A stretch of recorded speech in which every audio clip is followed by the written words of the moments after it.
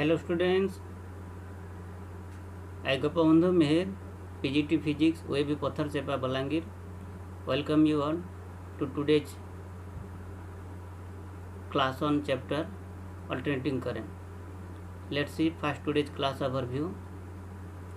We will be today discussing LC oscillation. So let's start the topic.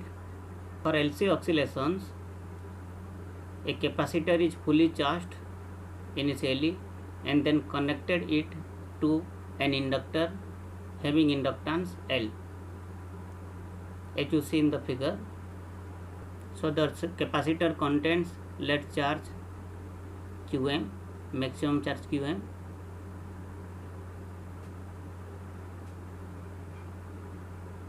When we connect this capacitor with the inductor, then the charge on the capacitor starts decreasing.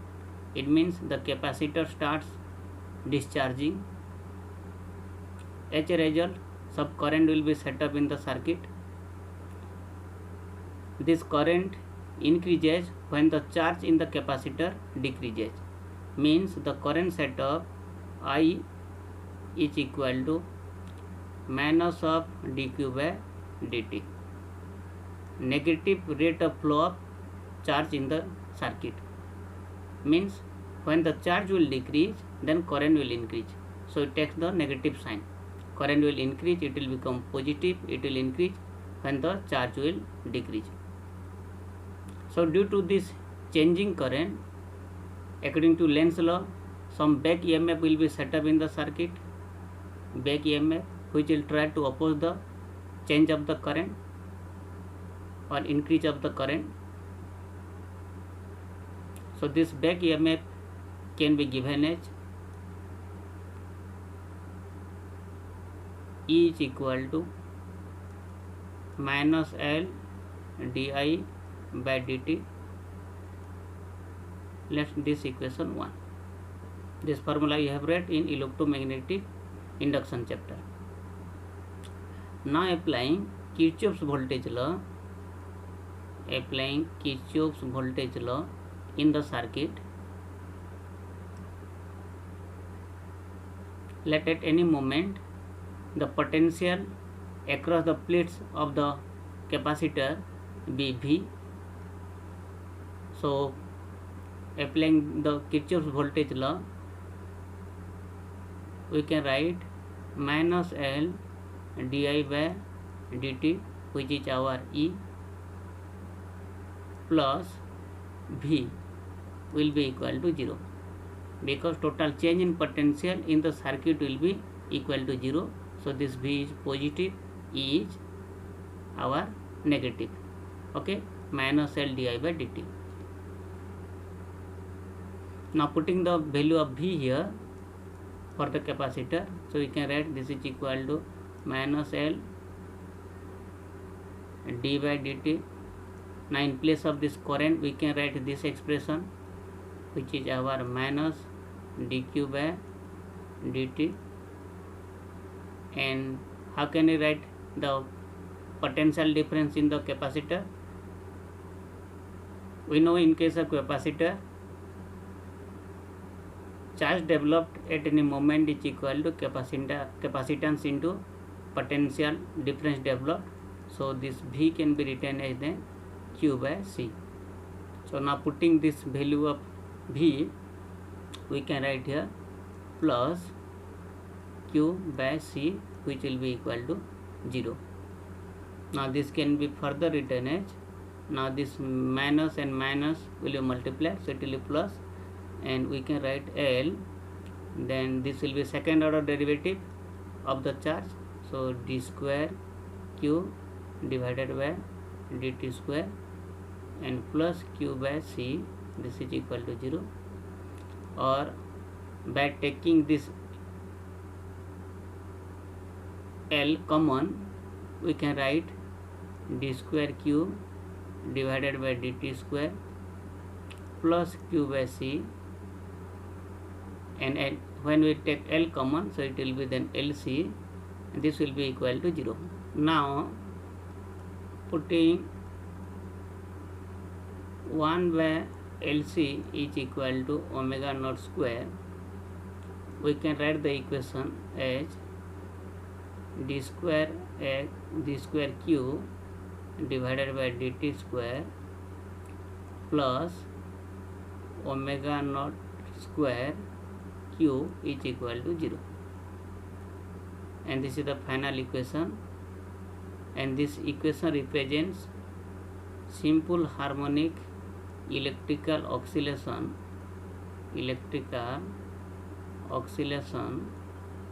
of charge particle, because this equation resembles with equation of simple harmonic motion. If you recall what we have read in class 11, that is d square x by dt square plus omega square x is equal to 0. So this is one simple second order derivative equation with displacement of the bob. In the same way, a displacement of the mass. So this equation is also a second order derivative equation with variable charge. So this represents simple harmonic oscillation of charge.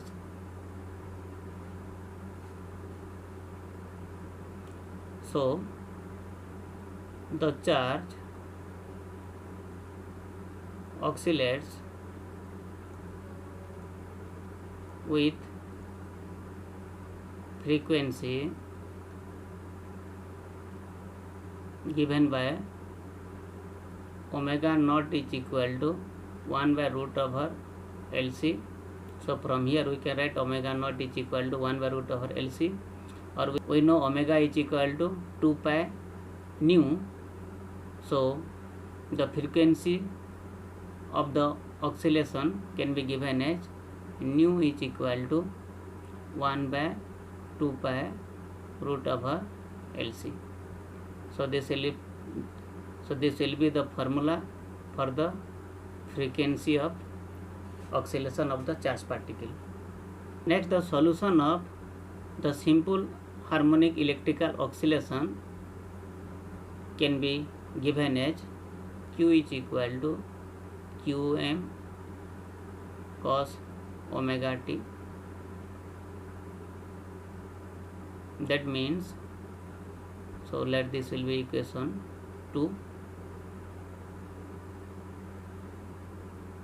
This implies the charge varies sinusoidally,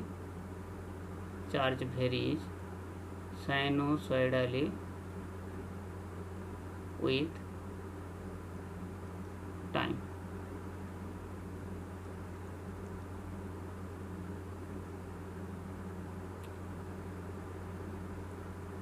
So due to this flow of charge, the current set up in the circuit can be given as, so current at any moment in the circuit I is equal to negative rate of flow of charge, which is equal to minus time derivative of, put the value of Q, so it is Qm cos omega naught t. Now when you find derivative of this, then this will be minus Qm is constant, so take it outside. Then derivative of cos omega naught t is it is minus sin omega naught t, and by applying chain rule we have to find separate derivative of omega naught t, so then time derivative of omega naught t. Now derivative of omega naught t will be only omega naught, so finally then the current can be written as this minus and minus multiplied, it becomes plus, and when you multiply omega naught in the beginning, so it will be omega naught Qm, then sin omega naught t, or this implies I is equal to, now this value omega naught Qm can be taken as the amplitude of the current, so this will be equal to then sin omega naught t. So final expression for current is equal to I naught sin omega naught t, and let this equation 3, where I naught is equal to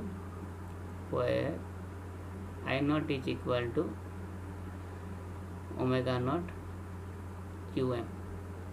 Then next we'll understand how the charge oscillates in the circuit. So let's see the mechanism in LC oscillation. So initially suppose the charge is fully charged as you had considered initially,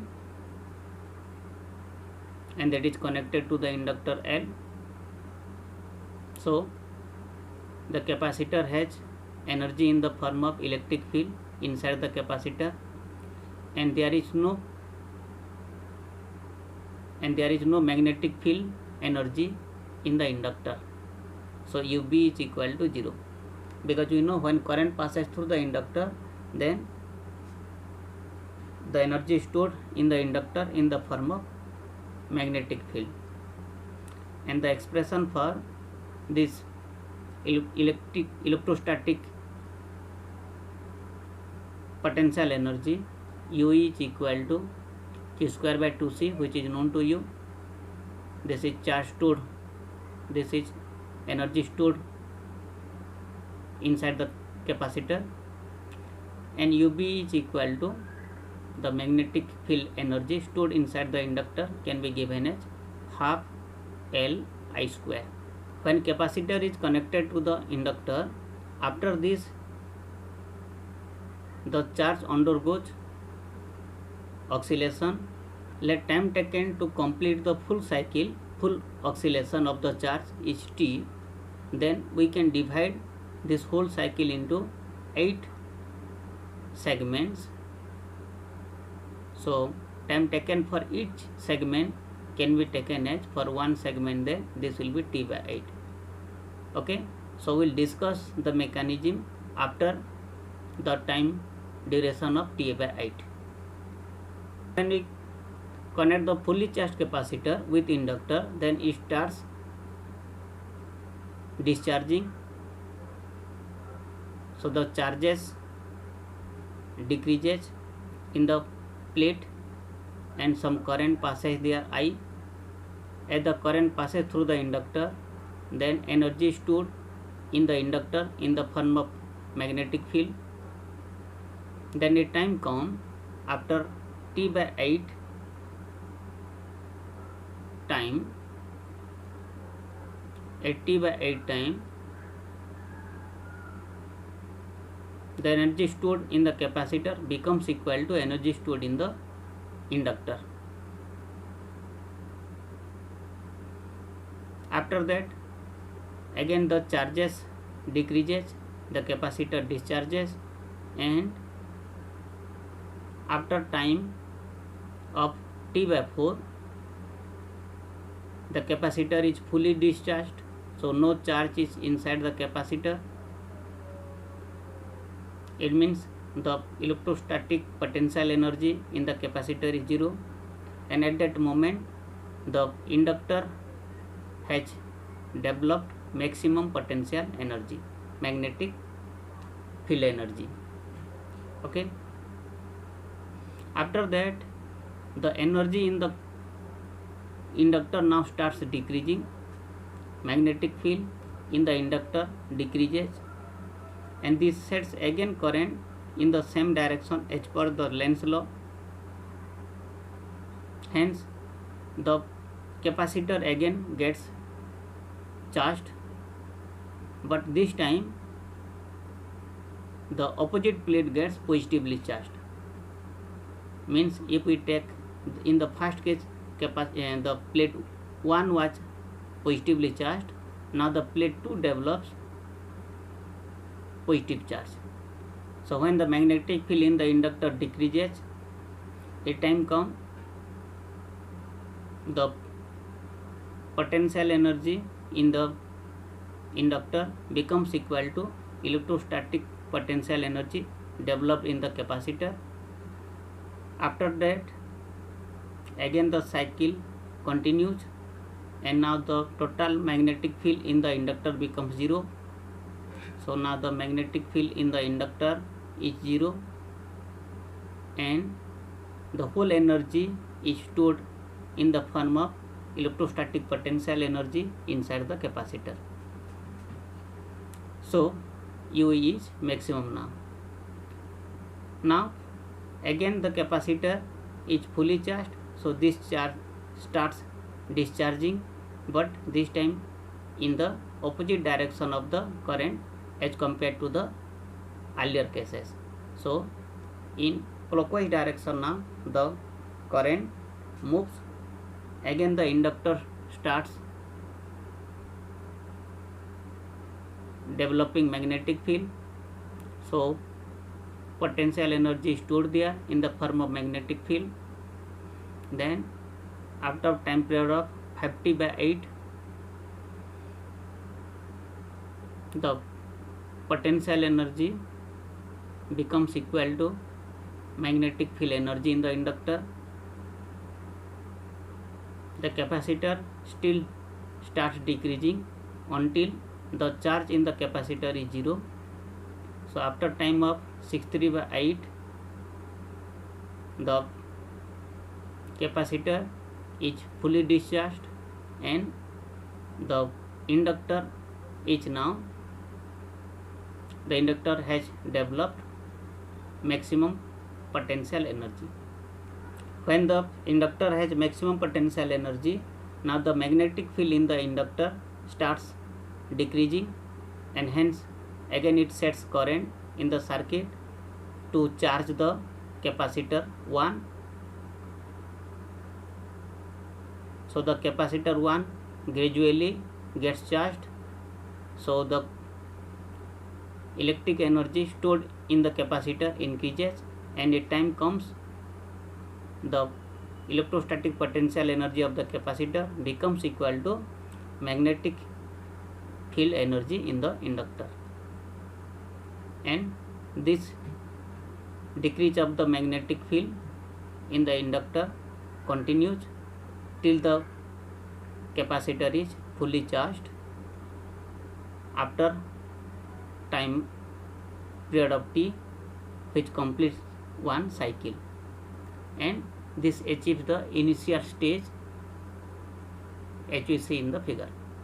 Okay, again the mechanism repeats, the cycle repeats, and the charge oscillates from positive plate to negative plate and negative plate to positive plate.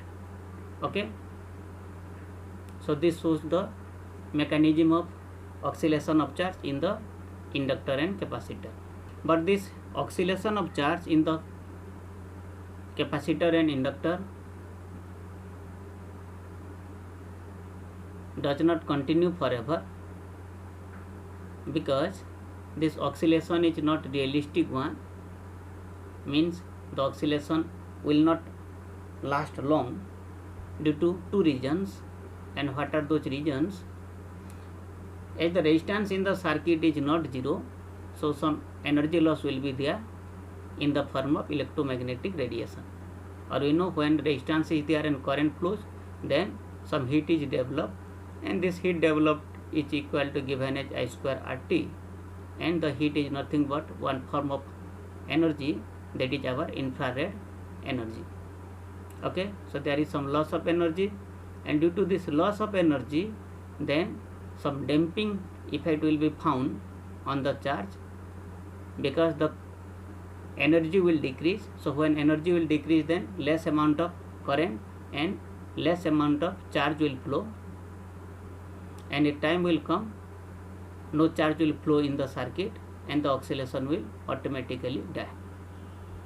Okay, so due to these two reasons, the LC oscillation does not continue forever. If we see that in the figure, in case of undamped oscillation, the total charge must have remained constant, so the peak value of the charge in the circuit would have remained constant. But due to the damping, due to the damped oscillation, the amplitude of the charge will decrease because there will be some loss of energy. So the charge will decrease with time, and after some time this oscillation will die out.